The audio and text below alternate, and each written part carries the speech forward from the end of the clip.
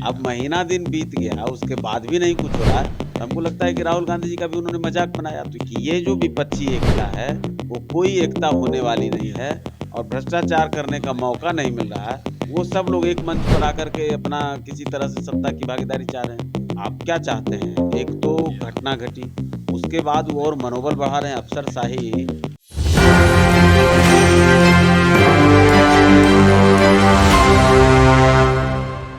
नमस्कार, मैं मनीष और आप देख रहे हैं एक न्यूज़ 24। हमारे साथ मौजूद हैं हिंदुस्तान आवाम मोर्चा सेकुलर के प्रवक्ता श्याम सुंदर सरन जी। श्याम सुंदर जी, कटिहार में किसान बिजली को लेकर के प्रदर्शन कर रहे थे और पुलिस ने गोली चलाई जिसमें 2 लोगों की मौत हो गई। क्या कहेंगे आप?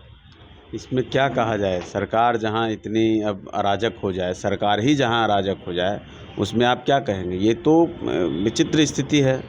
अब तो ये लोग लोकतंत्र को एकदम से बंदूक के नोक पर रखना चाहते हैं। किसी भी तरह के आंदोलन हो, वो शिक्षक का आंदोलन हो जाए, वो किसानों का आंदोलन हो जाए, वो शिक्षक अभ्यर्थियों का आंदोलन हो जाए, वो नेताओं का प्रोटेस्ट हो जाए, कोई पॉलिटिकल पार्टी अगर किसी विषय पर प्रोटेस्ट करे। अब तो हद हो गई कि अब आम लोग भी अगर किसी मुद्दे को लेकर के सरकार के पास, वो भी सरकार को सूचना दे करके, विधिवत उनका आदेश ले करके और उसके बाद अगर प्रतिरोध करेंगे, उसके ऊपर भी इस तरह का हमला है। तो ये तो बिल्कुल, अब कह लीजिए तो सरकार एक तरह से हिटलरशाही कर रही है, तानाशाही पर उतर चुकी है। पूर्व कृषि मंत्री सुधाकर सिंह अपने ही सरकार को घेरते हुए उन्होंने कहा है कि जो लोग पुलिस के द्वारा गोली जो चलाई गई उसका समर्थन कर रहे हैं, उन पे 120 बी के तहत दफा लगाना चाहिए और उन पर केस दर्ज की जानी चाहिए। नहीं, ये बात वो बिल्कुल सही कह रहे हैं। जिस तरह का बयान खास करके ऊर्जा मंत्री जी का आया, एक वहाँ के जनता दल यूनाइटेड के एमएलसी हैं, उनका बयान आ रहा है, ये गैर जिम्मेदाराना बयान है और निश्चित तौर पर उन पर कार्रवाई होनी चाहिए। ऊर्जा मंत्री जी को तो तत्काल बर्खास्त करना चाहिए। कि आप क्या चाहते हैं? एक तो घटना घटी, उसके बाद वो और मनोबल बढ़ा रहे हैं अफसरशाही या उस तरह का जो तंत्र है, उसका और मनोबल बढ़ाने का काम कर रहे हैं। आम लोगों का मनोबल तोड़ने का काम कर रहे हैं। लेकिन सुधाकर सिंह जी अगर ये बात कह रहे हैं, तो आई वॉश न कर करके उनको अपने नेतृत्व से भी ये सवाल पूछना चाहिए। तेजस्वी प्रसाद यादव जी उप मुख्यमंत्री हैं, उनके मुंह पर टेप लगा है, कुछ बोल नहीं रहे हैं, खामोश हैं। तो उनको तो अपने पार्टी के नेतृत्व से भी पूछना चाहिए ना कि आखिर उनका क्या इस पर मत है। अगर उनकी पार्टी का ये मत है, तो मुख्यमंत्री जी से क्यों नहीं ये सवाल करते हैं? अगर बात की जाए तो बिहार में को लेकर के लगातार देखा जाए तो कैबिनेट विस्तार के लेकर के कांग्रेस के विधायक दल के नेता शकील अहमद खान में असंतोष है।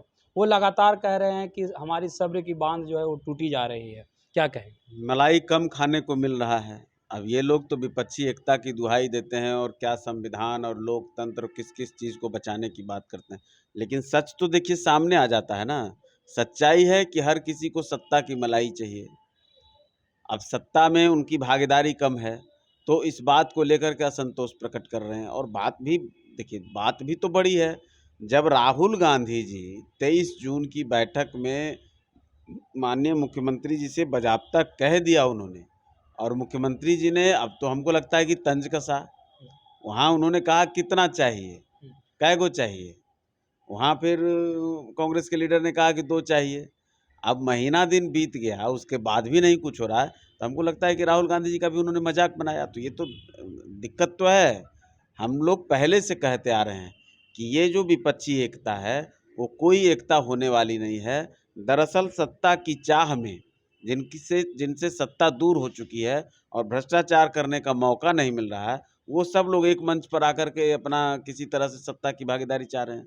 तो धीरे धीरे सामने आ रहा है और बहुत कुछ जो है वो आपको आने वाले दिनों में दिख जाएगा कि कैसे ये इनका छिन्न भिन्न हो जाएगा।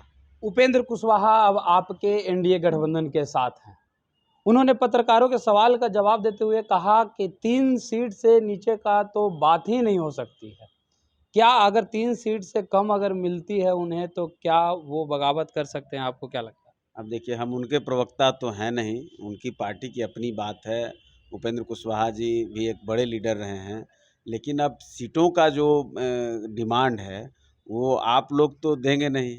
तो मीडिया से अगर हम सीट मांगें, तो हमको ये बात समझ में नहीं आती, हजम नहीं होती है 3 सीट पर लड़ें कि 13 सीट पर लड़ें कि 5 सीट पर लड़ें, वो जो कुछ भी बातें हैं, वो एनडीए के प्लेटफ़ॉर्म पर जब सब तमाम शीर्ष नेता जो एनडीए के घटक दल हैं, वो सारे लोग बैठेंगे, वहाँ पर ये बातें होंगी ना।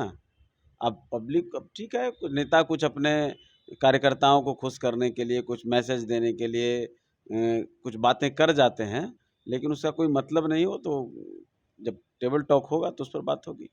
तो ये थे हमारे साथ हिंदुस्तान आवाम मोर्चा सेकुलर के प्रवक्ता श्याम सुंदर शरण जी, जिन्होंने सीधे तौर पे कहा कि अगर सीट शेयरिंग की बात आती है तो अभी सीट शेयरिंग की कोई सीट जो है कंफर्म नहीं हुई है, किन्हें कितना सीट मिलेगा, लेकिन हाँ, एनडीए जो है अपने स्तर से सभी को सीट देगी और सभी लोग मजबूती के साथ 2024 लोकसभा चुनाव में उतरेंगे। इस तरह के तमाम अपडेट के लिए देखते रहें एक न्यूज़ 24। कैमरामैन जैकी के साथ मैं मनीष पटना।